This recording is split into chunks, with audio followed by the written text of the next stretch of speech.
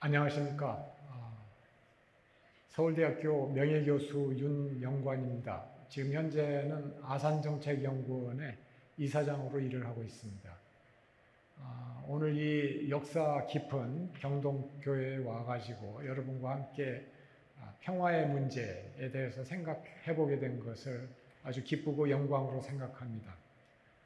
더군다나 존경하는 강원용 목사님 그 육성을 카랑카랑하고 힘찬 그 육성을 듣고 이렇게 강의를 시작하려고 하니까 감개가 무량합니다.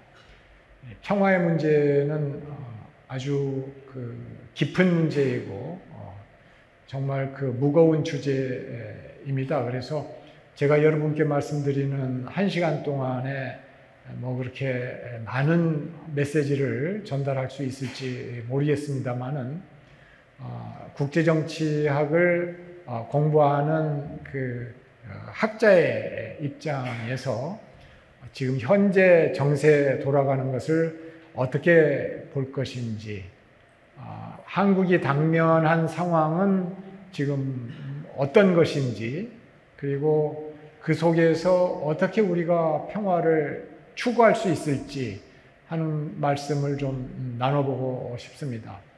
경동교회는 그 역사가 깊고 또 우리 한국이 당면한 이런 고민들의 문제들을 끌어안고 고민해온 그런 교회로 널리 알려져 있어서 더군다나 더 뜻깊은 그런 자리가 아닌가 싶습니다. 제가 말씀을 드리고자 하는 오늘의 주제는 격변하는 국제질서와 한반도 평화, 이렇게 제목을 잡아봤습니다. 워낙 국제정세가 격변을 하다 보니까 요즘에 많은 분들이 어떻게 세상이 돌아가는 거야 하면서 걱정이 많으시고 또 관심도 많으시고 한 것을 알고 있습니다. 그래서 그 세상 국제정세의 흐름을 줄기를 좀 잡아드리고 여러분들께서 이해하시는데 조금이라도 도움이 될 수 있도록 말씀을 드려보도록 하겠습니다. 오늘 말씀드리고자 하는 내용은 대충 이렇게 제가 잡아봤습니다. 한국이 당면하고 있는 지정학적인 딜레마가 있습니다.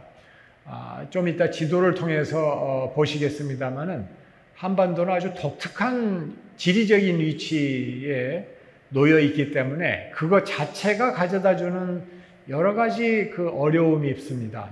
그래서 그 부분을 좀 설명을 해드리고 그 다음에는 요즘에 돌아가는 국제정세를 한마디로 요약을 해보라 한다면 저는 자유주의 국제질서가 위협을 받고 있다, 도전을 받고 있다, 이렇게 말씀을 드릴 수가 있겠습니다.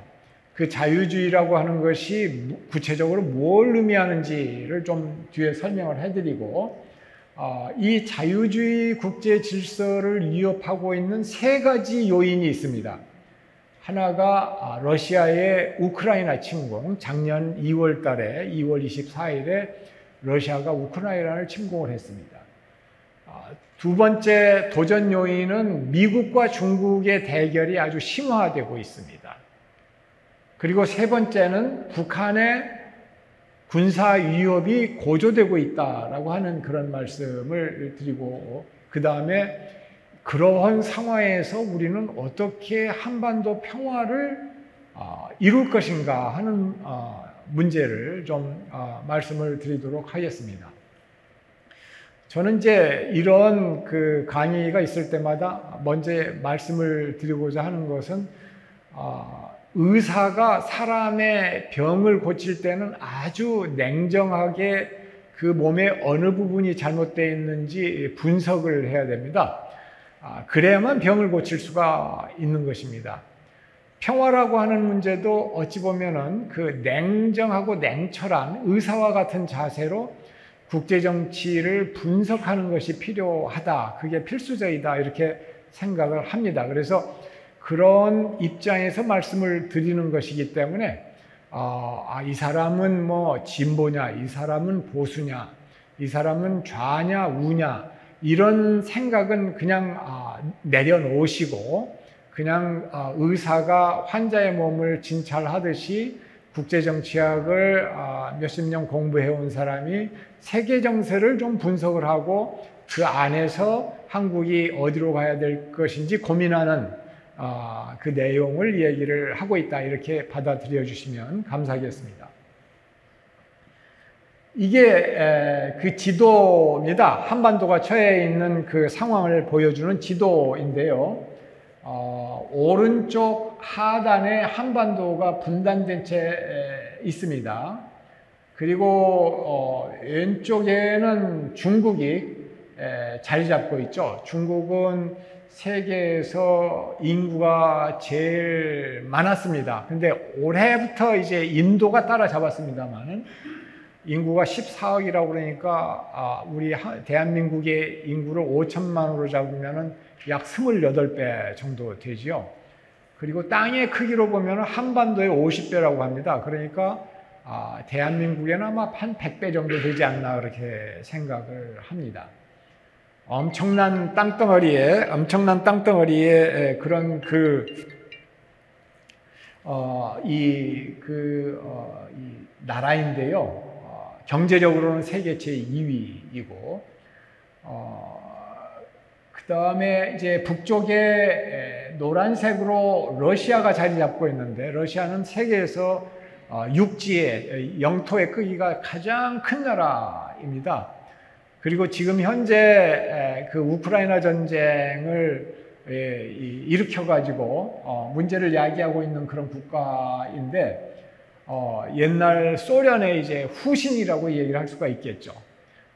그런 나라가 자리 잡고 있고, 한반도의 동쪽에는 이 붉은색으로 되어 있습니다만은 일본 열도가 쭉 이렇게 자리 잡고 있습니다. 일본은 아직도 세계 경제력 2위의 국가이고, 또 3위의 국가이고, 세계 경제력 3위에 걸맞는 나름대로의 대국 외교를 펼쳐나가고 있는 그런 나라입니다. 여기 지도에는 안 나와 있습니다만은 태평양 건너서는 미국이 있고, 미국은 잘 아시는 것처럼 세계 최강의 국력을 가지고 있는 나라이면서 동시에 한국의 동맹국입니다. 그러니까 이 대한민국은 이렇게 네 나라에 둘러싸여 있다, 이렇게 말씀드릴 수가 있겠는데, 이 네 나라 중에 일본과 미국은 해양 세력이다, 이렇게 말씀드릴 수가 있습니다. 그 말씀은 무슨 말씀이냐면은 그 권력이나 힘의 그 국력의 상당 부분을 바다를 통해서 이렇게 확보를 한 그런 세력이다라고 하는 얘기고, 그 다음에 중국과 러시아는 대륙 국가다, 이렇게 말씀을 드릴 수가 있는데, 이 국가들은 이 땅으로부터 국부의 어떤 그 원천을 확보해 가지고 힘을 키워온 나라다, 이렇게 말씀을 드릴 수가 있겠습니다. 근데 제가 이 지도를 항상 보여드리는 이유는 아주 대한민국이 참 독특한 나라이기 때문에 그렇습니다. 어떤 면에서 독특하냐?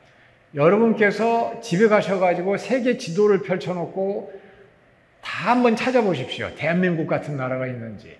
세계에서 1, 2, 3, 4등 하는 가장 강한 나라들로만 둘러싸여 있는 나라. 그런 나라가 세계에 한국 빼고는 없습니다. 그래서 아주 독특한 나라다라고 하는 말씀이죠. 그래서 바로 그것 때문에 지난 150년간 한반도에 아주 여러 가지 고난의 역사가 전개가 됐었고, 수많은 전쟁을 겪어야 됐었고, 지금도 분단되어 있는 상태까지 왔다라고 하는 것이죠. 이 네 나라가 미국, 그 다음에 일본은 해양국가, 그 다음에 대륙국가인 중국, 러시아. 근데 역사적으로 보면 이 대륙국가하고 해양국가들끼리 서로 경쟁하는 경향이 있습니다. 그래서 19세기에도 이 해양국가인 이 대영제국, 영국이 한편에 있고, 그 다음에 대륙 국가인 러시아가 한편에 있고, 그래가지고 이 두 세력이 세계 도처에서 경쟁을 했거든요. 러시아는 남쪽으로 내려오려고 하고, 영국은 도처에서 그거를 갖다가 막아서 견제를 하려고 하고, 마찬가지로 이 동북아시아에서도 한반도라고 하는 작은 반도 나라를 둘러싸고 있는 네 나라 간에 서로 경쟁이 벌어졌다라고 하는 겁니다. 특히 19세기 후반 제국주의 시대가 이제 시작이 되면서 일본 같은 경우에는 아주 그 한국보다 한 기껏 해봤자 20, 30년 앞서서 이 세계의 흐름을 파악을 하고 정신을 바짝 차려가지고 단합해서 군사력을 키우고 경제력을 키우고 하면서 나라를 갖다가 키웠습니다. 그런데 이제 한국은 그러지 못해가지고 일본의 식민지로 전락을 했는데, 이 거의 비슷한 처지에 있던 일본은 식민지가 아니라 식민지를 확보하는 제국주의 국가로 등장을 하게 된 겁니다. 그래서 힘을 모은 다음에 이 일본이 이렇게 주변을 훑어보니까 가장 첫 번째 눈에 들어온 나라가 이 한반도였다라고 하는 겁니다. 그래서 이거를 갖다가 먹어야 되겠는데, 방해되는 두 이 대륙 국가가 있는데 하나가 중국이고 하나가 러시아인 겁니다. 그래서 차례차례 전쟁을 두 번 합니다. 그래서 1894년에 청일전쟁을 해서 청나라를 무너뜨리고, 정확하게 10년 후에 1904년에 러일 전쟁을 해가지고 러시아를 갖다가 제패합니다. 그래서 대륙 세력 두 세력이 떨어져 나가니까 이제 더 이상 일본이 조선을 합병을 하는데 방해되는 세력이 없게 된 겁니다. 그래서 이제 1910년에 이 안타깝게도 이 조선 왕조가 무너지고 완전히 이제 일본의 식민지로 전락을 하게 되죠. 그게 바로 지정학적인 데에서 이제 오는 그 딜레마입니다. 이 주변 대국들로 둘러싸여 있기 때문에. 그 다음에 이제 35년 순환의 그 이 시기를 지나고 나서 1945년에 해방이 되는데, 우리 그 국민들이 얼마나 좋아했습니까? 이제 드디어 해방됐다. 희망에 부풀어 있었는데 웬걸 분단이 된 겁니다. 그 과정에서 1945년 그때 상황을 보면은 2차 대전이 두 군데에서 벌어지고 있었죠. 유럽에서는 히틀러가 지배하고 있던 독일, 그 다음에 무소리니가 지배하고 있던 이탈리아, 이런 나라들이 한편이 되고, 거기에 대항해 가지고 이제 민주국가인 영국, 그 다음에 프랑스, 그 다음에 민주국가는 아니지만 소련이 이제 거기에 같이 참여해 가지고 미국과 함께 이런 나라들이 또 한편이 되고 해가지고 싸웠는데, 1945년 해방되던 8월 시점에서는 이미 유럽에서는 전쟁이 끝나 있었습니다. 그래가지고 이제 그쪽은 걱정이 없는데, 태평양 전쟁이 지속이 되고 있었어요. 태평양에서는 일본하고 미국이 이제 서로 싸우고 있었는데, 일본이 국력이 약해서 질 것이 뻔한데도 불구하고 끝까지 버티고 항복을 안 하는 겁니다.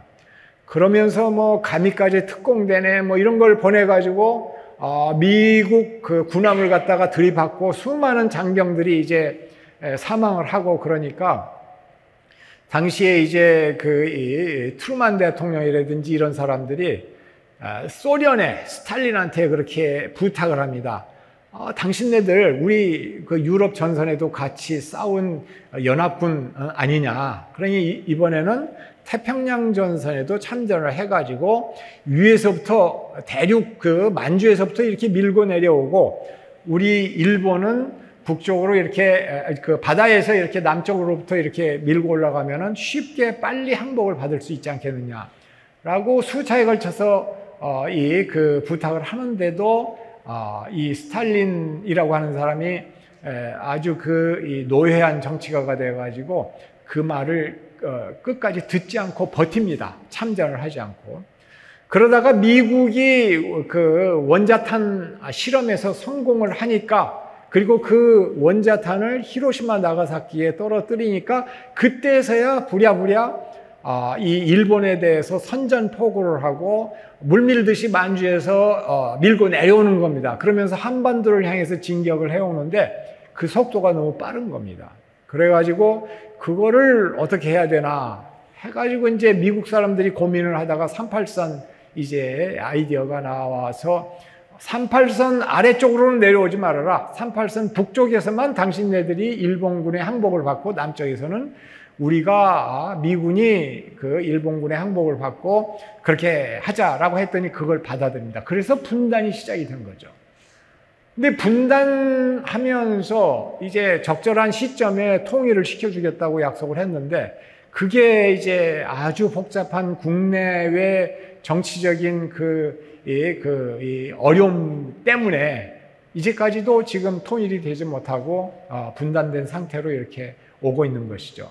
아주 안타까운 상황인데 문제는 뭐냐면 그걸로 그치지 않고 전쟁 때 전쟁이 벌어진 겁니다. 북쪽에 이 김일성이 남쪽을 침범을 해가지고 전쟁이 벌어졌는데 1950년에 이것도 어찌 보면은 그 대륙 세력 대 해양 세력의 어떤 대결의 모습이 보이는 겁니다. 왜냐하면은 김일성이 그 소련의 이 스탈린과 중국의 그 모택동한테 몇 번에 걸쳐 가지고 우리가 남쪽을 공격을 해서 해방 전쟁을 벌이고 싶은데 승인을 해달라 이렇게 요구를 하는데도 불구하고 안 들어줬거든요.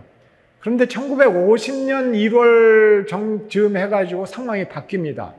그래가지고 이 사람들이 마음이 바뀌어요. 그래서 지금은 공격을 해도 미국이 참전을 하지 않겠다라고 잘못 판단을 하게 됩니다. 스탈린과 이 마오가 모택동이. 그래가지고 오케이 사인을 내리니까 이제 공격을 한 겁니다.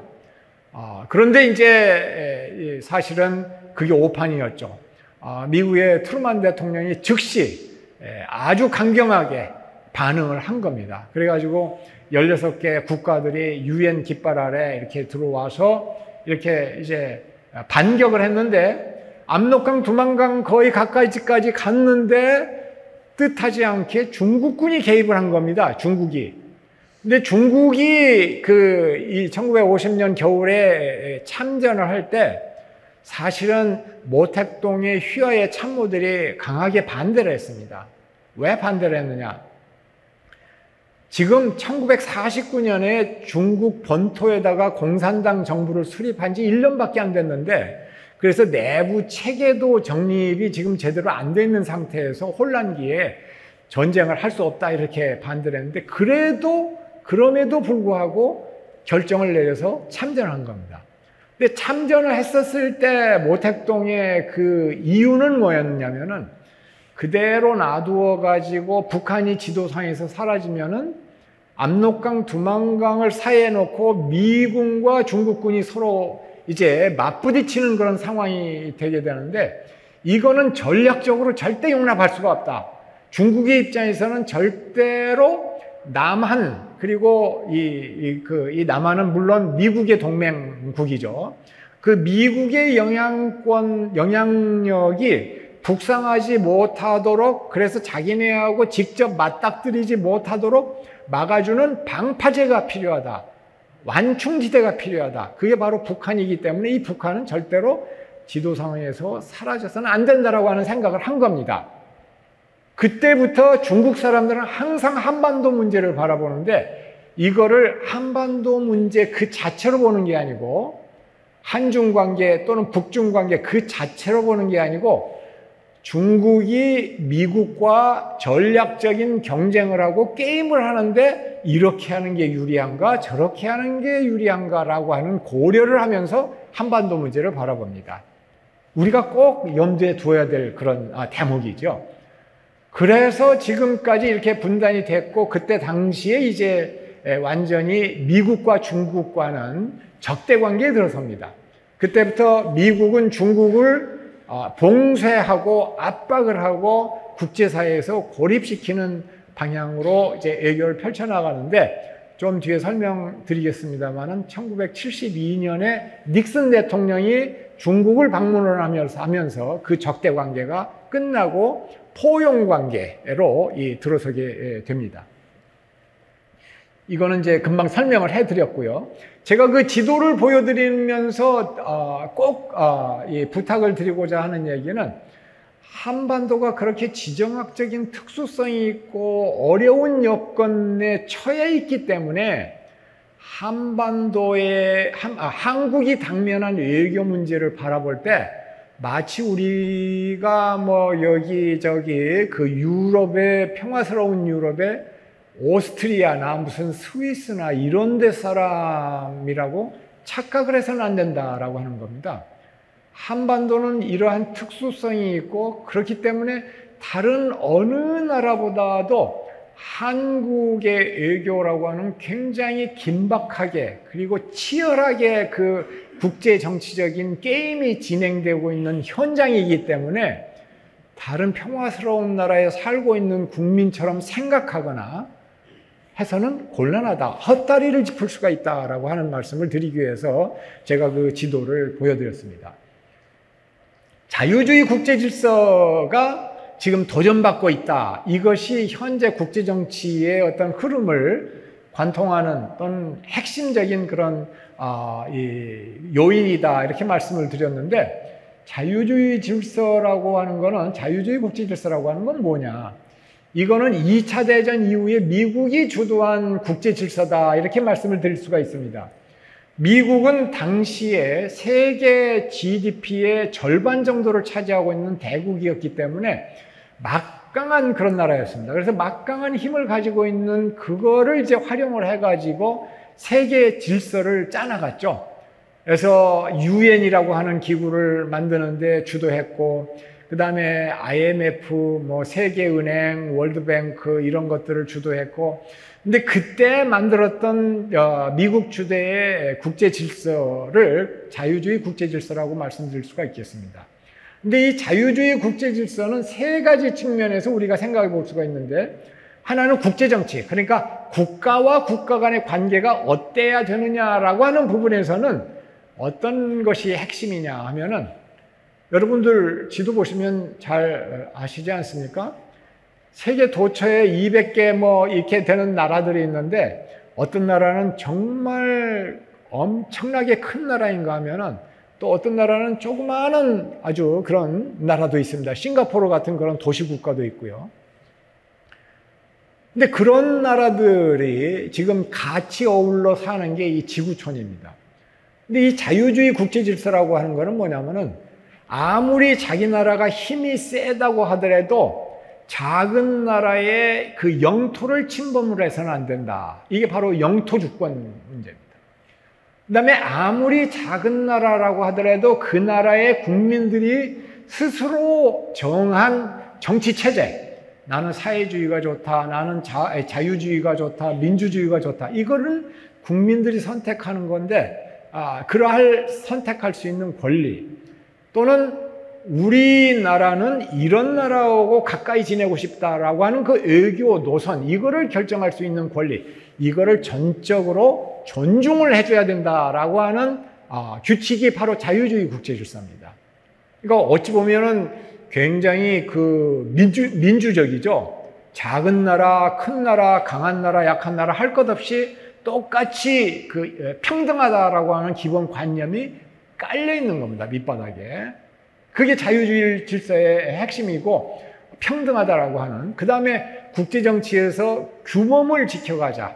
규칙이 있는데 예를 들어서 뭐 그 UN 헌장이라든지 그 다음에 뭐 그 세계 그 여러 가지 국제기구가 있습니다. IMF라든지 뭐 이런 국제법이라든지 이런 국제적인 규범을 지켜나가자라고 하는 게 국제정치에 있어서 자유주의 국제질서의 핵심이다라고 하는 것이죠. 두 번째는 경제면에서는 기본적으로 개방적인 경제를 지향하는 겁니다. 국경을 초월해가지고 물자가 오고 가고 자본이 오고 가고 노동 인력이 오고 가고 하는 그런 개방된 열린 그런 경제 체제, 이거를 이제 주장을 하는 것이고, 그 다음에 국내 정치 관점에서 보면은 사람의 가치, 인간의 어떤 귀중한 가치, 인권, 또 인권을 존중을 하는 민주정치 체제, 이런 것들을 지향하자라고 하는 그런 약속이 자유주의 국제질서다라고 하는 것이죠. 그런데 이 자유주의 국제질서가 지금 흔들리고 있는 겁니다. 최근 10여 년 전서부터. 그게 자꾸 이렇게 약화되고 깨져나가고 있는 그런 상황이 벌어지고 있다라고 하는 것이죠. 예를 들어서 민주주의 측면에서 본다면은 유럽의 많은 나라들이 권위주의 국가로 이렇게 변합니다. 폴란드, 헝가리 이런 나라들이 그렇고, 그 다음에 프랑스 같은 나라에서도 아주 극단적인 당파들이 힘을 옛날보다 더 강하게 확보를 하고, 또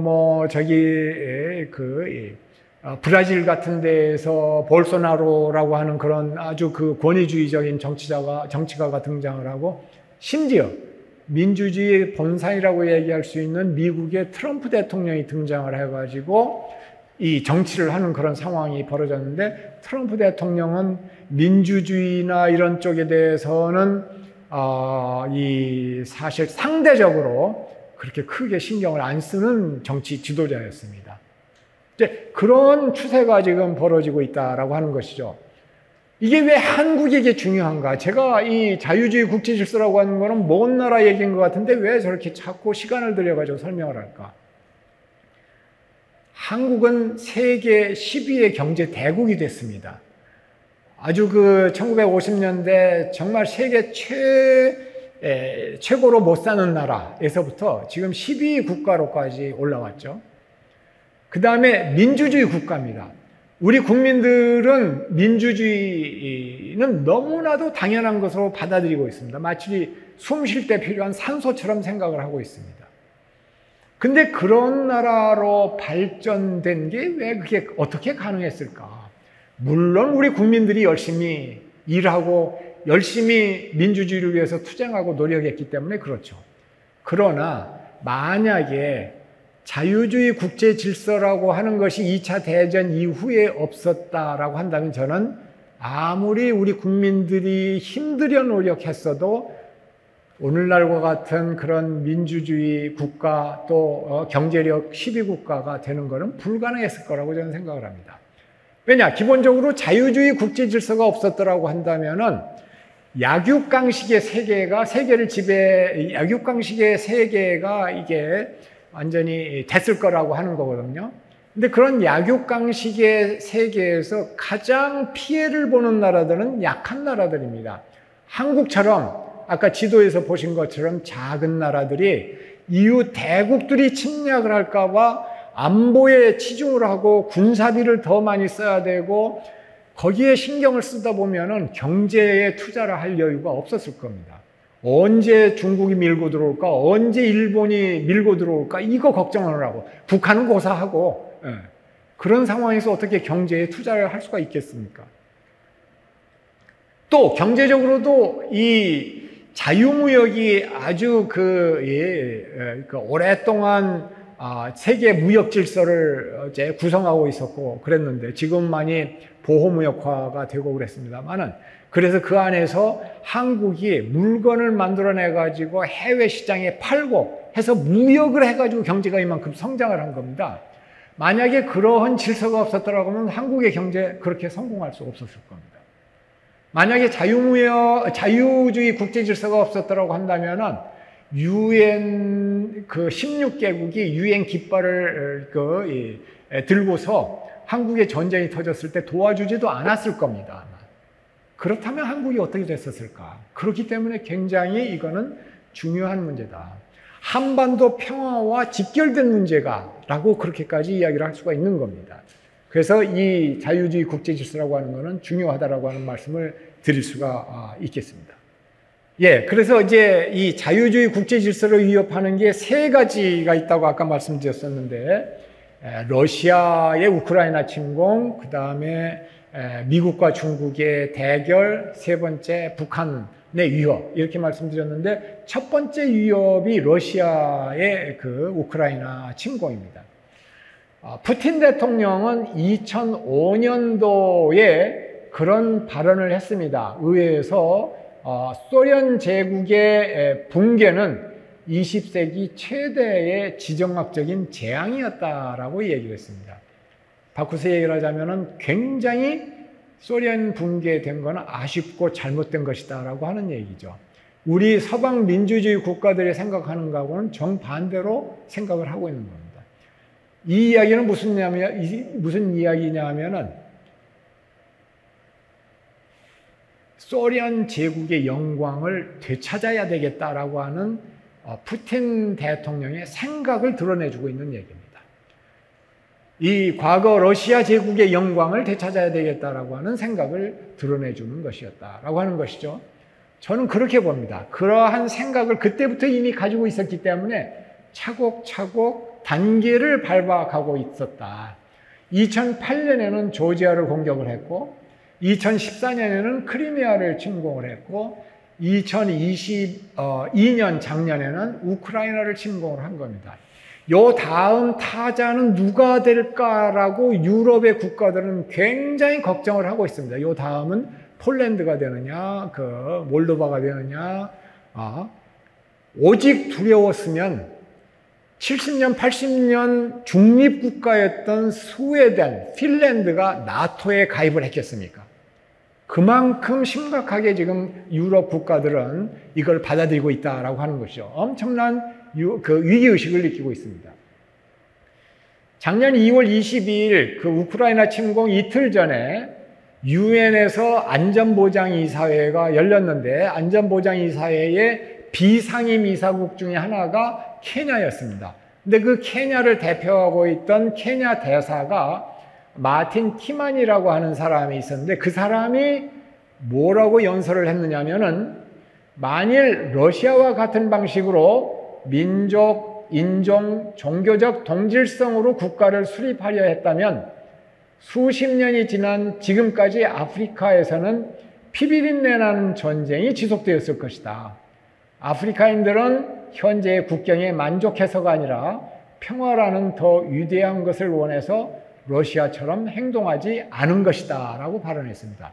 그 얘기는 무슨 얘기냐? 여러분들 아프리카 지도 보시면은요 많은 데가 잣대로 줄 긋듯이 이렇게 돼 있죠. 잣대로 쭉쭉 그냥 아주 반듯반듯하게 이렇게 국경이 되어 있습니다. 그건 말이 안 되죠. 왜냐?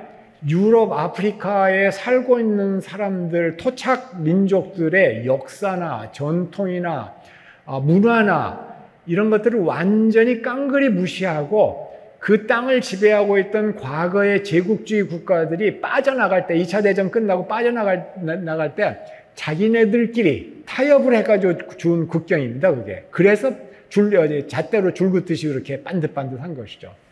그러니까 아프리카 사람들 입장에서 보면은 억울하기 짝이 없는 일이죠. 제국주의 국가들의 침략에 희생당한 것도 사실은 억울한데 이제 그 끝난 제국주의 시대가 끝난 후에 그 국경을 그런 식으로 해버렸다라고 하는 것도. 근데 만약 아프리카 사람들이 그 국경을 무시하고 우리 민족, 우리 종교 이런 거를 찾아가지고 국경을 회복하려고 시작을 했더라면은 지난 수십 년 동안 아프리카는 피비린내 나는 전쟁터가 됐을 거다라고 하는 겁니다. 아프리카 사람들은 그러한 잘못된 국경 협정에 만족해서가 아니라 평화라고 하는 더 위대한 가치가 있기 때문에 러시아처럼 행동하지 않았다라고 하는 얘기를 한 겁니다. 그래서 아주 그 뼈아프게 러시아의 우크라이나 침공을 갖다가 비판을 했던, 그래서 국제사회에 아주 주의를 끌었던 명연설이었습니다. 사실 이제 많은 사람들이 그렇게도 얘기를 하거든요. 나토가 자꾸 동쪽으로 확장을 해나가니까 러시아 입장에서는 거기에 대응해가지고 우크라이나를 침략할 수밖에 없었다라고 이 얘기를 하는 분들이 많은데 과연 그럴까 하는 걸 우리는 좀 생각해 볼 필요가 있습니다. 사실 제가 보기에는 그거 못지않게 또는 그거보다 더 이 푸틴 대통령의 비위를 거슬렀던 거는 그 동구권에서 계속 터져나온 민주주의 혁명이었습니다. 2003년에는 조지아에서 이 장미혁명, 2004년에는 우크라이나에서 오렌지 혁명, 2005년에는 키르기즈스탄에서 튤립 혁명, 이런 식으로 해가지고 도처에서 민주주의를 원한다라고 하는 이 대중혁명들이 벌어졌거든요. 그러니까 이런 것들이 러시아로까지 밀고 들어오면 어떻게 되나 하는 두려움을 가지고 있었을 거다라고 하는 얘기입니다. 근데 어찌되었든 이 우크라이나를 러시아가 공격한 것을 우리가 어떻게 봐야 되느냐라고 하는 것을 좀 고민을 해봐야 되는데요. 어떤 분들은 아까 말씀드린 것처럼 나토가 자꾸 동쪽으로 팽창을 하니까 이 러시아가 그렇게 대응하는 것은 뭐 당연한 거 아니냐라는 식으로 그 논리를 받아들이는 분들이 계십니다. 근데 제가 보기에는 그거는 아니다라고 하는 것이죠. 나토의 동진이 나토가 동쪽으로 팽창하는 것 때문에 대응해가지고 그렇게 러시아가 침공한 게 정당했다라고 하는 논리를 다른 나라 사람도 아니고 한국 사람들이 받아들이면 어떻게 될 것인가 하는 얘기입니다. 이 나토가 동쪽으로 팽창하고 그게 위협이었다라고 하는 것은 소련이 어떤 세력권 또는 영향권이라고 하는 것을 확보를 하고 있었고, 나토도 그런 영향권이 있었는데 나토 영향권이 자꾸 팽창을 해서 이렇게 이 소련의 영향권을 침범했기 때문에 침략이 정당하다, 우크라이나 침략이 정당하다라는 얘기인데, 그 얘기를 그대로 한국 사람이 받아들이면 자기 모순에 빠집니다. 왜냐? 일본이 한국을 점령을 할 때 딱 그런 논리였거든요. 제국주의 일본의 세력권을 팽창하기 위해서 조선을 먹었던 겁니다. 대동아 공영권 논리도 그런 논리입니다. 자기네들의 세력권을 갖다가 팽창하겠다라고 하는 논리입니다. 근데 그게 러시아 사람도 아니고 미국 사람도 아닌 한국 사람이 그런 논리를 받아들인다라고 하는 거는 과거 제국주의 일본의 그 논리를 우리가 받아들이는 것과 똑같은 결과가 나온다는 얘기죠. 모순입니다. 그래서 이 부분은 우리가 심각하게 생각을 할 필요가 있다라고 하는 얘기고요. 만약에 그런 러시아의 행동을 받아들이면 어떤 결과가 나오느냐. 이 국제사회에 가장 중요한 게 무력을 가지고 영토를 변경하려고 하지 말라. 영토 주권이죠. 그렇게 해서는 안 된다라고 하는 게 유엔 헌장에 나와 있거든요. 근데 그 헌장을 위반을 하고 침공을 한 북한의 행동을 받아들이는 거나 마찬가지가 돼버리는 것이죠. 만약에 러시아의 행동을 우리가 받아들인다면. 그러니까 엄청난 자기 모순에 빠지는 겁니다. 그렇게 생각을 하게 되는 경우에. 그래서 이러한 국제정세를 바라볼 때 우리가 어디에 살고 있는 사람이고 어떤 나라의 국민인지를 항상 염두에다 두고서 생각을 할 필요가 있다고 하는 말씀을 드리고자 하는 것이고요. 심지어는 프리고진이라고 아마 여러분 뉴스 보도 통해서 많이 들으셨을 겁니다. 그 와그너 그룹이라고 용병 그룹의 수장이었는데 최근에 비행기 사고인지 비행기 공격인지 모르겠습니다만 이 사망을 했죠. 근데 그 사람이 뭐라고 얘기를 했었느냐면은 우크라이나와 나토 동진에 러시아가 대응을 해서 전쟁이 터졌다라고 말한 거는 거짓말이다라고 얘기를 해왔습니다. 심지어 러시아 편에 서가지고 이 우크라이나를 공격한 그런 사람까지도 그렇게 얘기를 했었고, 뭐라고 얘기했냐면 젤렌스키는 대선 후보 때 대러시아 관계를 개선해야 된다고 주장을 했고 2019년 동부지역 전투 중단 방법을 모색 중이었고 우크라이나 침공 직전에 러시아와 협상할 준비가 돼 있었다, 이런 식으로까지 다름 아닌 이 프리고진이 얘기를 했었다라고 하는 겁니다. 이제 중국 이야기를 좀 해드리겠습니다. 이 중국 요인, 특히 미국과 중국 간의 대결 심화가 문제가 되는데요. 미국과 중국 관계가 과거 수십 년 동안 어떻게 변화해 왔는가를 기억을 하시는데 도움이 되는 4가지 숫자가 있습니다. 저기 1950년, 1972년, 2008년, 2018년 이 4가지 숫자를 기억해 두시면 어떻게 이게 미중 관계가 변화해 왔는지 잘 이해하실 수가 있습니다. 1950년은 아까 말씀드린 한국전쟁 때 중국이 참전한 해입니다. 그래서 미국과 중국이 서로 적대 관계가 되고 미국이 중국에 대해서 봉쇄 정책을 쓰면서 고립시켰던 그런 시대였다라고 말씀드릴 수가 있겠고, 1972년은 닉슨이 처음으로 중국을 방문한 해였다라고 말씀드릴 수가 있는데, 중국을 방문을 했던 이유가 뭐냐? 당시 미국은 베트남 전쟁에서 벗어나려고 상당히 그 노력을 하고 있었던 그런 시기였습니다. 아무래도 중국의 도움이 필요하다 이렇게 생각을 했었던 것 같고, 무엇보다도 베트남 전쟁이 끝나고 나서 미국의 영향력을 세계 도처에 계속해서 유지하고 싶은데 그러려면 어떻게 해야 될까 고민을 했던 겁니다. 근데 이 사람들이 생각해낸 게 닉슨 대통령과 그 다음에 그 키신저 그 당시 이제 안보 보좌관이죠.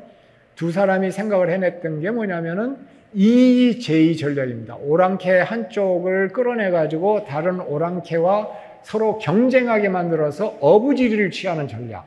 바꿔서 얘기를 하자면 중국을 그동안에 봉쇄해왔는데 이거를 끌어내서 포용을 해가지고 국제무대로 끌어내서 친구가 되고 이 중국과 소련이 서로 경쟁을 하게 만들고 그 안에서 미국은 어부지리를 취하는 그런 전략으로 간 겁니다. 바로 그래서 1972년에 베이징을 닉슨 대통령이 방문을 했던 거고, 그 후에 이제 중국에 대한 미국의 포용 정책의 시대가 언제까지 지속이 되느냐? 2018년입니다.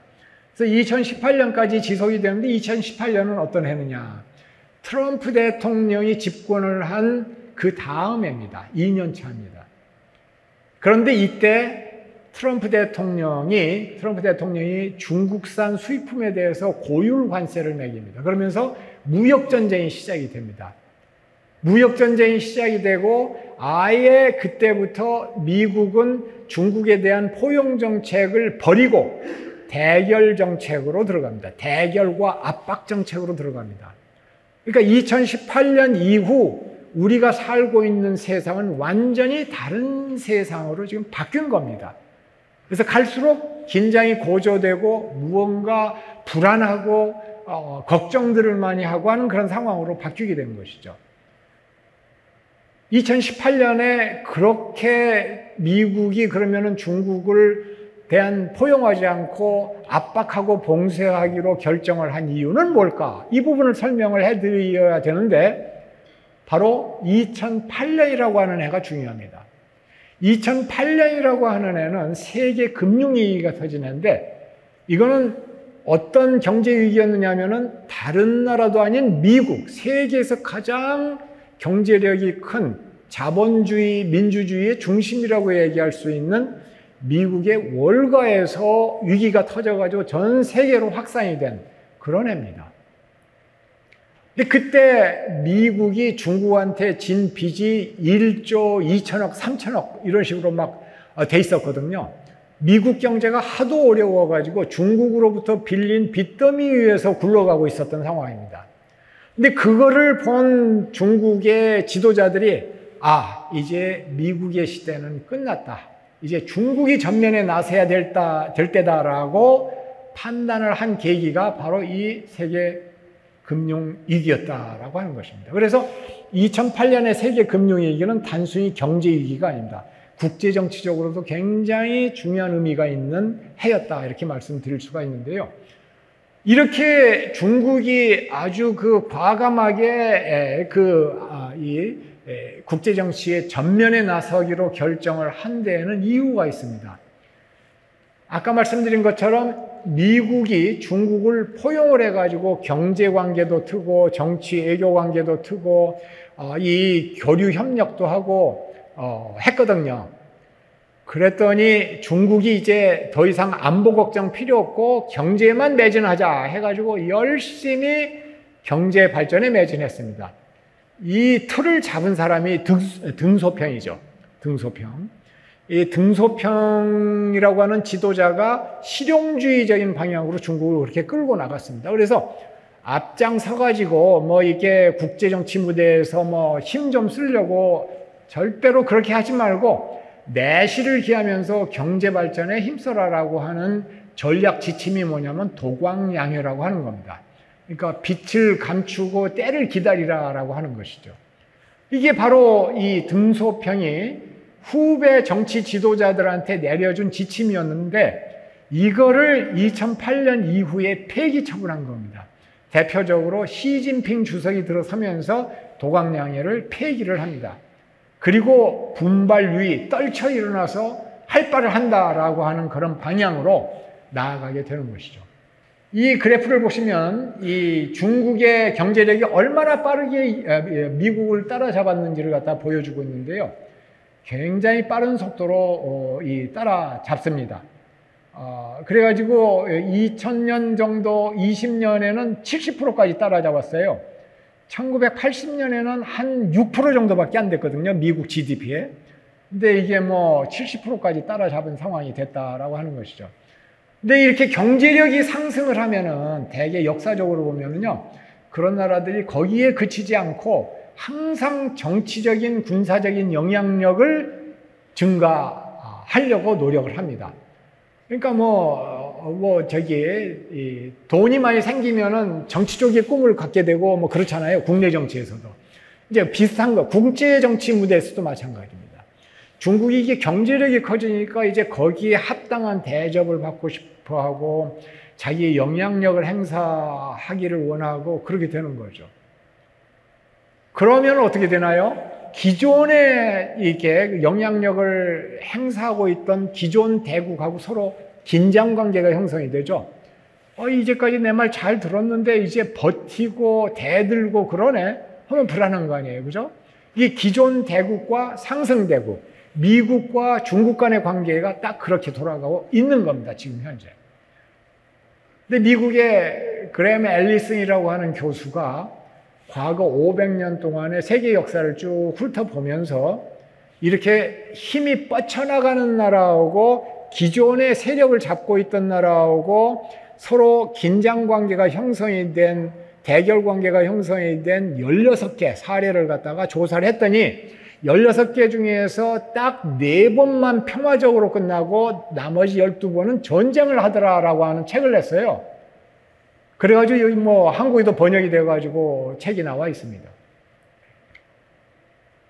그분의 분석을 우리가 받아들인다면, 맞다면, 우리는 지금 어떤 세상에서 살고 있느냐. 미국과 중국이 전쟁을 하지 않고 평화적으로 공존할 확률이 25%밖에 안 되는 세상 속에서 살고 있다라고 하는 얘기가 됩니다. 그 얘기는 무슨 얘기냐? 그만큼 우리가 지금 어찌 보면 아슬아슬한 세상 속에서 살고 있다. 그래서 어찌 보면 평화의 문제가, 오늘의 주제인 평화의 문제가 그렇게 심각한 것이다 라고 말씀을 드릴 수가 있겠죠.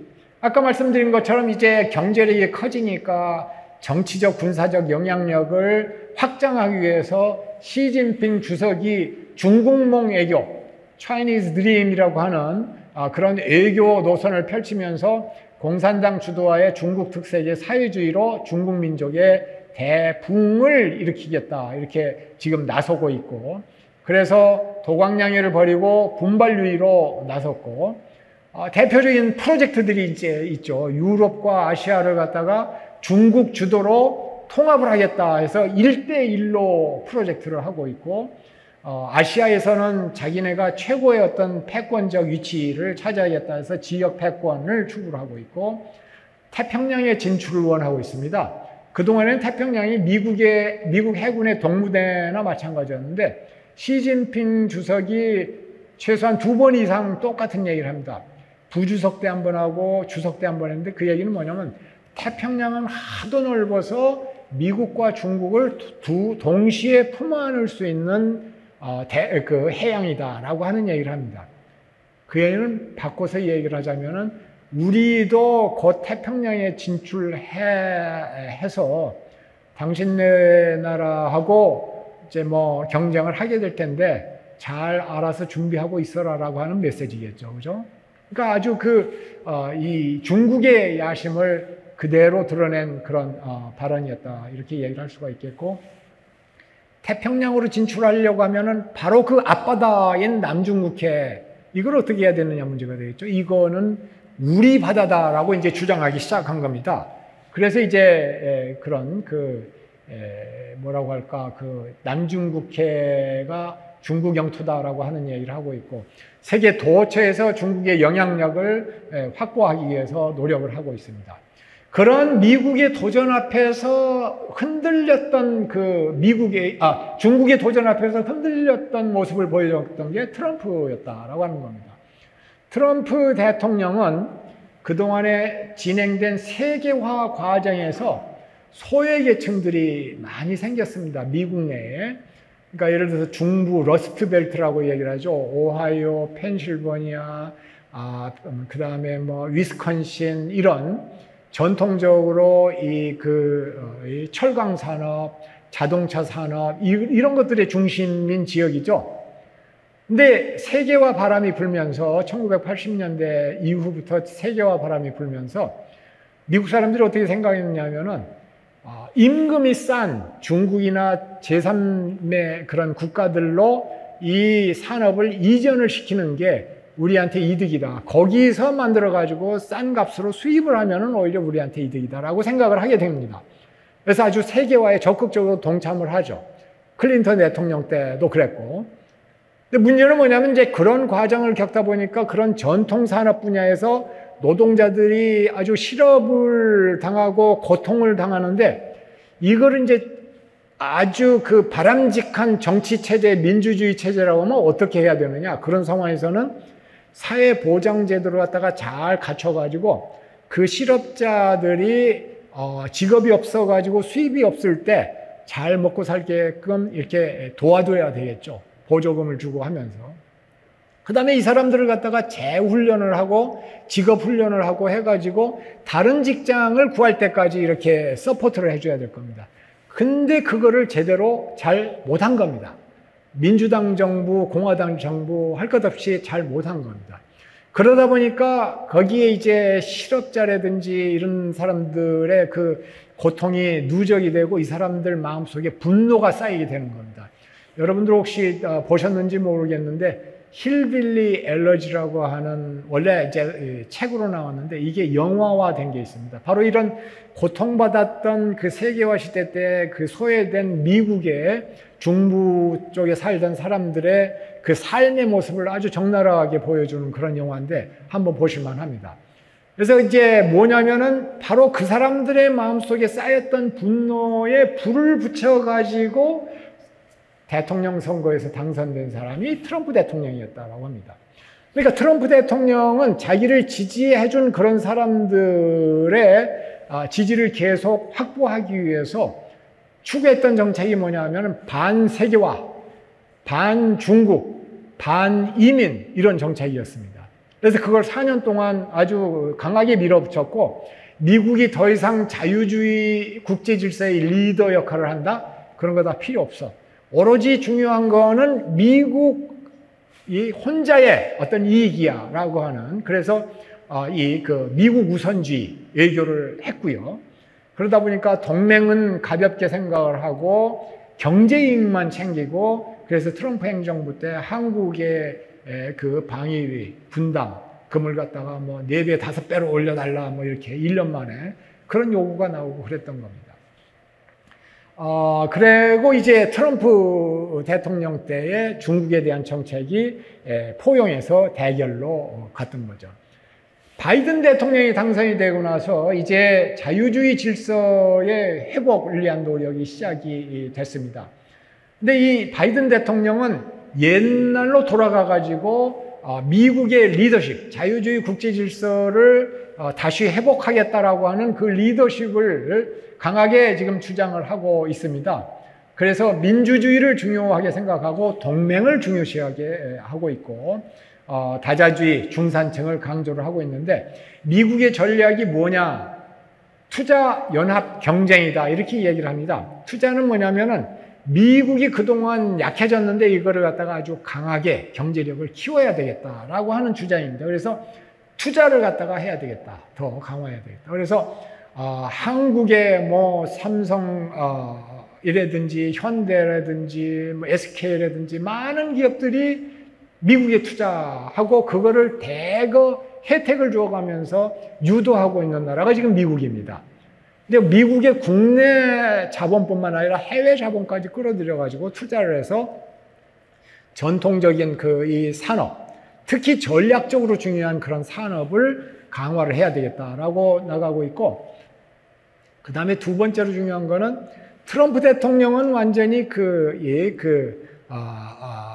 뭐라고 할까, 고립주의 외교 정책을 추구했던 사람이어가지고 단독 플레이를 했던 겁니다. 아까 말씀드린 것처럼 동맹을 별로 그렇게 중요하게 생각하지 않았기 때문에 그냥 중국을 압박하는데도 혼자 단독 플레이를 했어요. 그런데 트럼프 대통령 그거보다 훨씬 더 체계적입니다. 그래서 미국이 중국에 대해서 갖고 있었던 그 유리한 거는 동맹이다, 동맹. 수많은 동맹들이 있는데 이 동맹들을 체계적으로 조직화해야 되겠다라고 하는 생각을 가지고 있는 사람입니다. 이분은 제가 2003년도, 4년도 외교부 장관 할 때 당시에 상원 외교위원장이었습니다. 그래가지고 제가 워싱턴 갈 때마다 한 두세 번 만나뵌 적이 있었는데 전형적인 중국의 어떤 이 합리적이고 이 중도적인 그런 정치인이었습니다. 근데 만날 때마다 항상 그분이 했던 얘기가 우리는 한국에 대해서 굉장히 프라우드하게 생각을 한대. 왜냐? 미국이 수십 개의 동맹국을 가지고 있는데 한국처럼 민주주의와 경제 발전에 성공한 동맹은 하나도 없다라고 그러는 거예요. 이제 덕담 삼아서 이제 그런 식으로 이 얘기를 하면서 이 얘기를 풀어나가고 그랬던 기억이 납니다. 지금도 한국에 대해서는 굉장히 기대가 큰 대통령이기도 합니다. 그래서 어찌되었던 동맹들을 갖다가 체계적으로 이렇게 조직화해가지고 중국을 압박하겠다라고 하는 경제 그런 방향으로 나가고 있습니다. 그러면서 중국과 경쟁해가지고 이겨야 되겠다라고 하는 것이 미국의 전략이다라고 하는 얘기이고, 그러면서 이제 우크라이나를 공격한 러시아 제재를 주도하고 미국이 실시했던 가장 강력한 제재를 갖다가 지금 우크라이나를 향해서 러시아를 향해서 가하고 있습니다. 그리고 우크라이나를 지원을 하고 있습니다. 이제 그런 상황인데, 그게 지금 오늘날의 상황인데, 중국이 이제까지는 이제 성장하기 때문에 위험하다라고 하는 생각들이 많았는데, 최근에 와가지고는 중국이 성장하기 때문에 위험한 게 아니라 오히려 앞으로 쇠퇴하고 있기 때문에 더 위험하다라고 하는 이야기들이 나오고 있는 상황입니다. 그 얘기는 무슨 얘기냐? 시진핑 주석이 야심차게 추구하고 있는 중국몽, 미국과 경쟁해서 이겨내고 하는 그런 꿈을 받쳐줄 경제력이 지금 완전히 추락을 하고 있다라고 하는 겁니다. 지금 경제가 뒷받침을 못 해주고 있는 건데, 그 부분을 좀 설명을 해드리자면은 인구 감소가 시작이 됐습니다. 공식적으로 올해 들어서 작년에 85만 명이 줄었다고 그러죠. 그게 중국 정부의 발표였습니다. 노동인구 감소는 벌써 6, 7년 전부터 시작이 됐고 출산율이 1.18인가 그렇습니다. 그런데 인구가 그대로 쭉 유지가 되려면은 출산율이 2.1이 돼야만 된다고 그럽니다. 근데 그거의 절반 수준밖에 안 된다는 거죠. 그러니까 앞으로 계속해서 이제 인구가 이렇게 줄어들 그런 추세로 가고 있다라고 하는 것이죠. 사실 우리 입장에서는 남의 걱정해 줄 상황이 지금 아닙니다만은 지금 심각합니다. 한국은 인구학자가 보고 깜짝 놀래가지고 뒤로 자빠질 정도의 지금 수치입니다. 출산율은. 인구가 줄기 시작하면은 그 경제에 활력이 빠지기 시작하고 생산성이 이제 떨어지기 시작하고 큰 부담이 걸린다. 이거는 시진핑이 아무리 노력을 해도 어떻게 할 수가 없습니다. 지금 중국에서는 애를 3명까지 낳아도 되게끔 바꿨습니다. 그런데도 안 낳으려고 합니다. 중국의 젊은이들이 희망이 없다라고 생각을 합니다. 그래서 애를 안 낳고 있는 그런 문제가 있고, 그 다음에 경제가 저성장 기조로 지금 들어가고 있는데요. 그 3년간 제로 코로나 정책을 아주 엄격하게 하다 보니까 완전히 경제의 활력이 떨어지게 됐고, 그래서 수출이 감소하고 있고, 그 다음에 부채가 엄청 누적이 됐습니다. 2008년 세계 금융위기 때 그냥 돈을 쏟아부어가지고 이렇게 경기를 부흥하는데, 그때 지은 아파트들이 그냥 넘쳐나고 있습니다. 그래가지고 지금 중국의 아파트 공실률이 얼마나 되냐면은 프랑스 전체 인구를 전부 다 거기서 살게 해도 남는다고 그럽니다. 그 정도로 지금 이 심각한 상황이라고 그러고, 미중 관계가 아까 틀어졌다고 그랬죠. 그 시진핑 주석 이후에. 그러다 보니까 이 바이든 행정부 같은 경우는 아주 체계적으로 중국을 포위하고 있다 보니까 서방 기업들이 불안을 느끼고 계속 빠져나옵니다. 그러다 보니까 경제의 활력이 떨어지고, 그래서 중국 경제는 앞으로 쇠퇴할 그럴 길밖에 지금 없다라고 이 얘기를 하고, 만약에 그렇게 되면은 탑 리더의 입장에서는 더 많이 중국의 힘이 빠지기 전에 빨리 자기가 국민들한테 약속했던 거를 달성시켜야 되겠다라고 하는 모험을 할 가능성이 늘어난다라고, 그래서 더 위험하다라고 하는 거를 하는 겁니다. 근데 그 가능성이 뭐냐?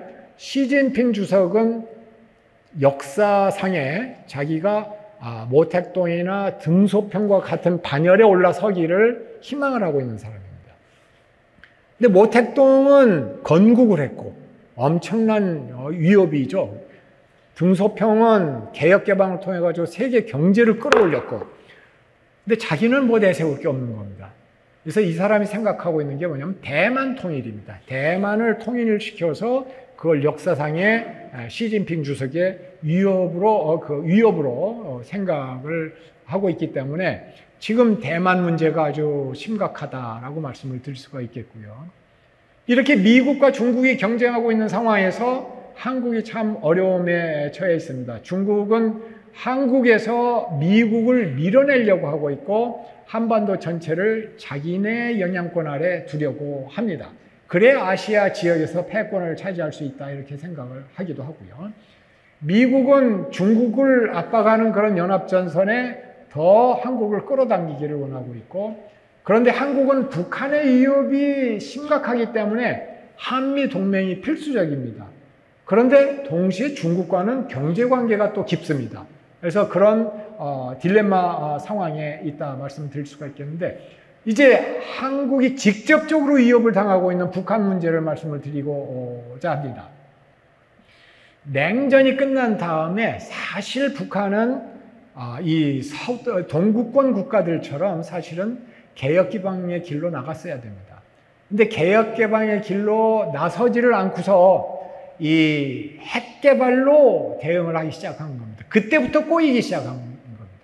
그러니까 냉전이 종결되고 나서 일종의 부적응 상태에 빠지게 된 거였다라고 하는 것이죠.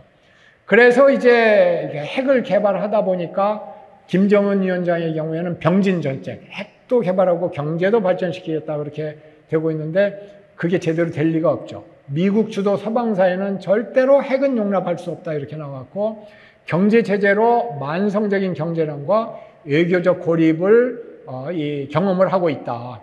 그 다음에 2018년 동안에 협상에 오고 갔을 때는 괜찮았는데 2019년 하노이 협상이 실패한 후에는 더욱더 미국과 한국에 대해서 적대적으로 나오고 있다라고 하는 것입니다. 핵개발 위협이 지금 고조가 되고 있는데, 북한의 핵 보유국의 이 추구 결정은 제가 생각하기로는 조지 W. 부시 대통령 때 그렇게 된 것 같습니다.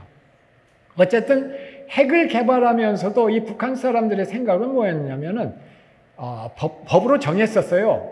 뭐라고 정했느냐? 북한의 핵 개발은 방어용이다. 그러니까 외국이 침략하는 것을 억제하기 위한 방어용이다라고 이야기를 했었는데, 법으로 2022년 작년에 법을 바꿨습니다. 그래가지고 선제적인 핵 공격도 가능하다 이렇게 바꿔버린 거예요. 훨씬 더 공격적으로, 그리고 공격적인 방향으로, 위험한 방향으로 지금 전략을 바꿔버린 겁니다. 그만큼 한국은 그 위험이 고조되고 있다. 거기에 추가해가지고 김정은 위원장은 5년 내에 전술핵무기 그 다음에 기동 가능 미사일, 고체 연료 추진 ICBM, 핵잠수함, 극초음속 미사일, 이 5가지가 무기 중에서도 가장 첨단 무기들입니다. 이걸 다 5년 내에 개발하겠다, 이렇게 이야기를 지금 하고 있는 상황이다라고 하는 것입니다. 한국에서는 지금 어떻게 여기에 대응하느냐? 삼축 체제 플러스 확장 억제다, 이렇게 말씀드릴 수가 있겠는데, 삼축 체계라고 하는 건 뭐냐? 첫 번째가 킬체인이라고 하는 건데요. 이거는 북한이 핵미사일을 쏠 징후가 있으면 미리 탐지해가지고 그걸 공격을 해서 미사일 발사를 막겠다라고 하는 겁니다. 한국형 미사일 방어라고 하는 거는 그 탐지를 해가지고 막지 못했을 경우에 날아오는 북한의 미사일을 공중에서 요격해가지고 떨어뜨리겠다라고 하는 거고요. 대량징 보복은 북한이 공격해온 경우에 대량으로 응징해서 보복을 하겠다라고 하는 겁니다.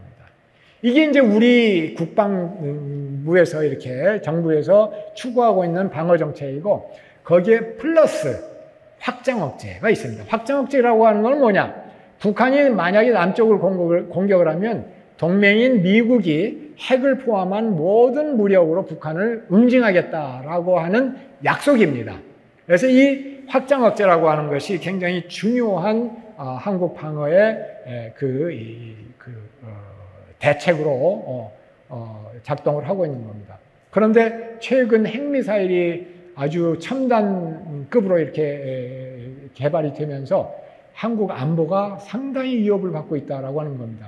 고체 연료를 추진을 하면은요, 30분이라고 하는 시간이 사라져 버립니다. 30분은 액체 연료를 집어넣으면 미사일에다가 30분이 걸립니다. 그러면 그 사이에 우리가 그걸 탐지해가지고 미리 공격을 할 수가 있는데, 이 북측에서 요새 고체 연료를 개발을 해가지고 고체 연료로 추진을 해버리면은 어디 그 땅굴 같은 데서 끄집어내가지고 곧바로 발사를 해버리면은 이걸 탐지할 수가 없습니다. 그래서 킬체인이 무력화되는 거 아니냐, 그런 걱정이 나서고 있고, 그 이외에도 KN-23과 같은 아주 이게 고속 단거리 미사일인데, 이게 뭐 요격을 피해가지고 내려올 때쯤 해가지고 한 바퀴 이게 회전을 하고 하면서 요격이 힘들어지는 그런 아주 첨단 공격 미사일인데, 여기에다가 전술핵, 소규모의 핵탄두를 탑재해가지고 한국의 모든 군사이지를 때리겠다라고 하는 게 지금 북한의 생각입니다.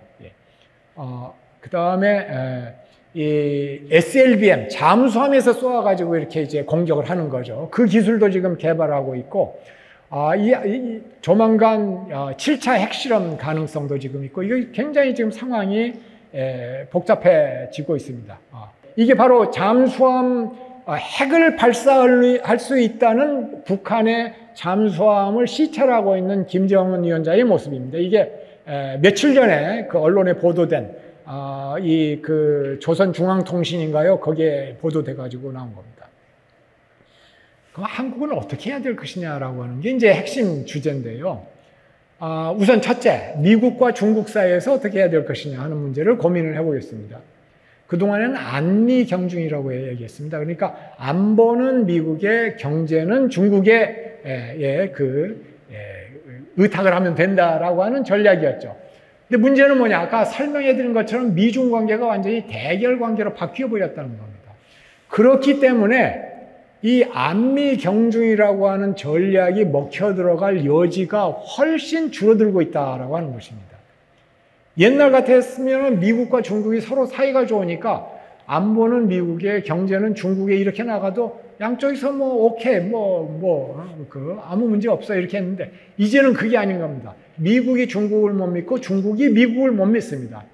그래서 아주 전략적인 산업 이런 것들을 중국에서 전부 다 빼내오려고 하는 그런 방향으로 가고 있습니다. 디커플링, 디리스킹, 이런 얘기들이 나오는 것이죠.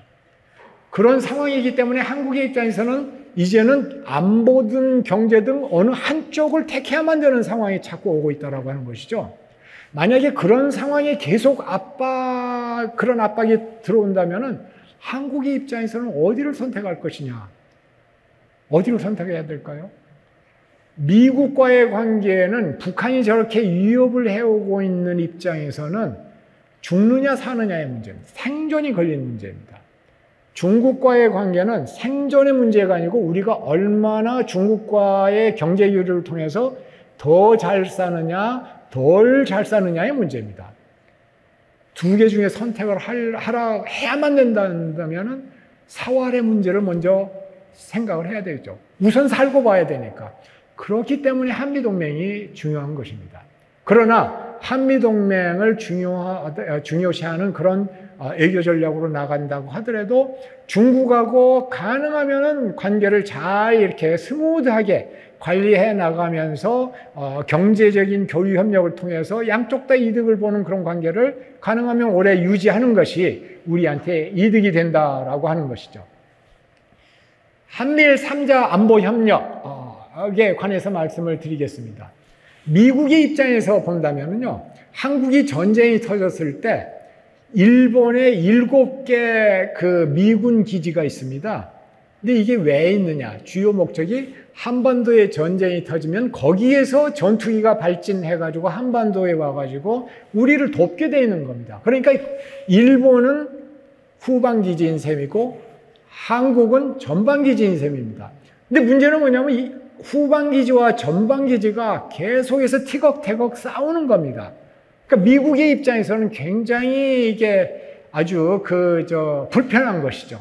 가능하면 이 두 나라가 좀 잘 지내고 안보적으로 협력을 해야 되는데 하는 그런 생각을 하다가 바이든 대통령이 이제 이번에 캠프 데이비드에서 그 별장에서 이 일본 총리, 한국 대통령 이 3자 회담이 있었던 겁니다. 그래서 가능하면 3자 간의 협력을 강화하려고 하는 건데 이게 이 바이든 대통령의 그런 시도가 가능했던 이유는 뭐냐면은 우리 대통령이 일본과의 관계를 개선하겠다라고 하는 강한 의지가 있었기 때문에 그렇습니다. 근데 이제 그러한 데에는 사실 어떤 의미에서는 이유가 있는 겁니다. 아까 핵 잠수함 핵을 쏠 수 있는 잠수함 보여드렸죠. 지금 사드 옆에 붙어 있는 레이더가 엑스밴드 레이더라고 해가지고 북쪽을 향해서 이렇게 보고 있는데, 성주에서 그쪽 북쪽을 향해 보고 있는데 북한 잠수함이 굉장히 강합니다. 잠수함이 뒤쪽으로 동해, 서해를 통해 뒤쪽으로 와가지고 남해 쪽에서 이렇게 타격을 하면 완전히 우리는 뒤통수를 맞는 꼴이 됩니다.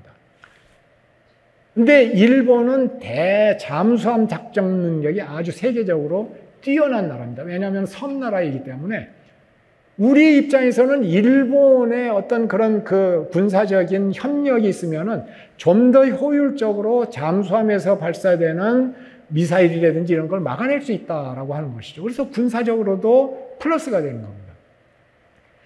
또 하나 중요한 거는 기술적으로도 플러스가 됩니다.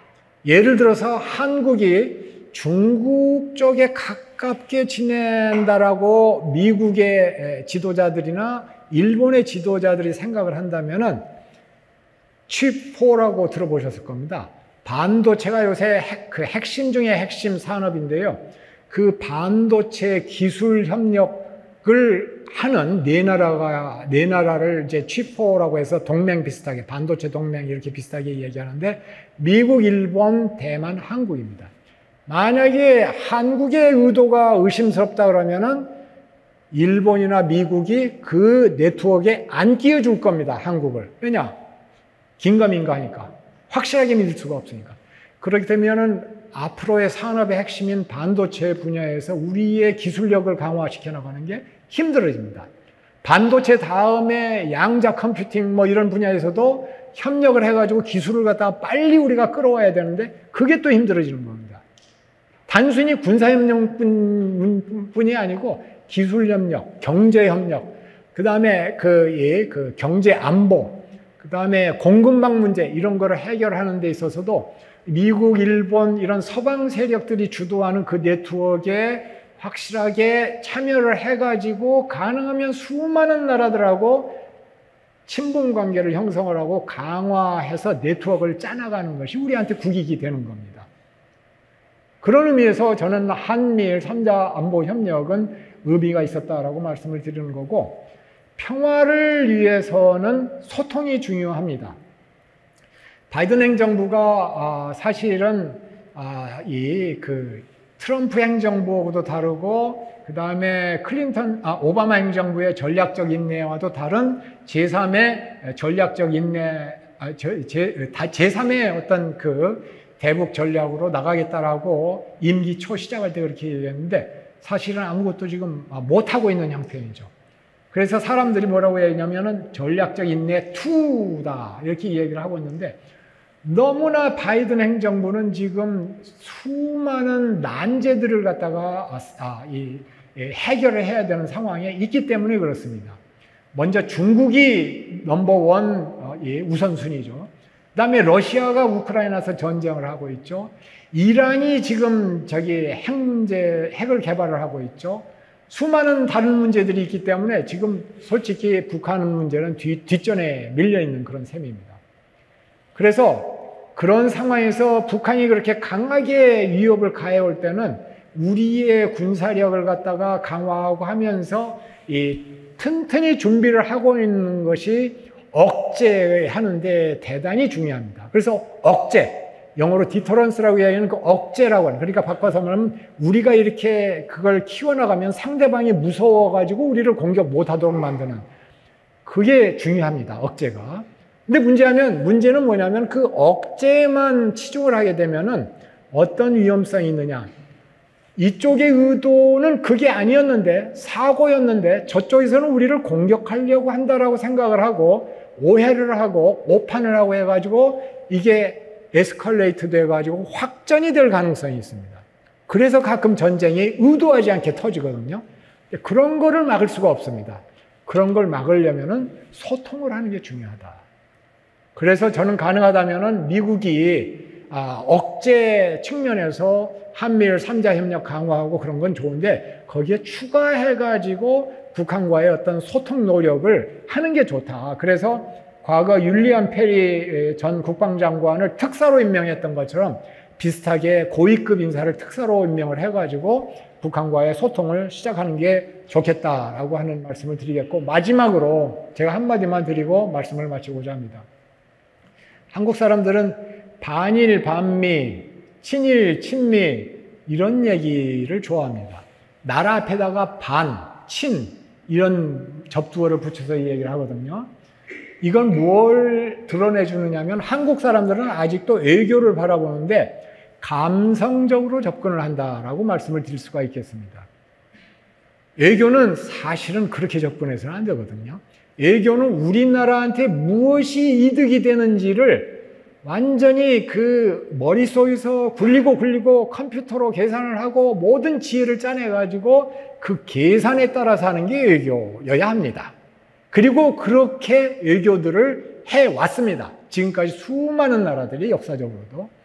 근데 한국에서는 아직도 우리는 이 나라하고 친해, 우리는 저 나라하고 친해, 뭐 이런 식으로 해서 반일, 반미, 친일, 친미, 반중, 친중 뭐 이런 식의, 저는 그러한 시각은 지양을 해야 된다 이렇게 말씀을 드리는 거고, 그렇게 이제 친반이 갈라지면 거기에 국내 정치적인 의도가 개입을 합니다. 그래가지고 나는 친미, 친일, 반중 이거는 보수, 그다음에 반미, 반일, 친중 하면 이제 진보, 이런 식으로 편이 갈라져 가지고 서로 정쟁을 하는데, 정쟁을 하면서 수많은 그런 갈등이 빚어지고 소모적인 논쟁이 벌어집니다. 사실은 어떻게 돼야 되느냐? 지금 이러이러한 상황인데 이 상황에 대비를 하기 위해서 A라고 하는 옵션을 쓰는 게 좋을까? B라고 하는 옵션을 쓰는 게 좋을까? A라고 하는 옵션을 쓰면은 우리가 이만큼 손해를 보고 이만큼 이득을 보고, B를 쓰면은 또 이만큼 이득 보고 이만큼 손해 보고 하니까 A라고 하는 옵션을 택하자라고 논쟁이 벌어져야 되는데 그게 아닌 겁니다.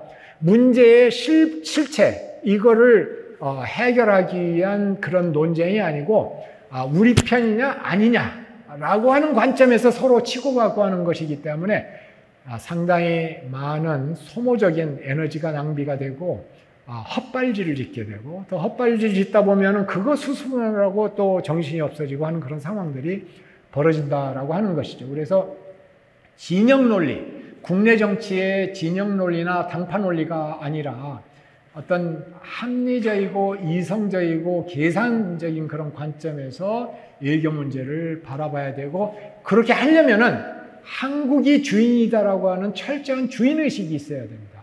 그리고 초당파적인 접근이 필요하고, 그래야만 전략적인 사고가 가능하고 전략적인 외교도 가능하다.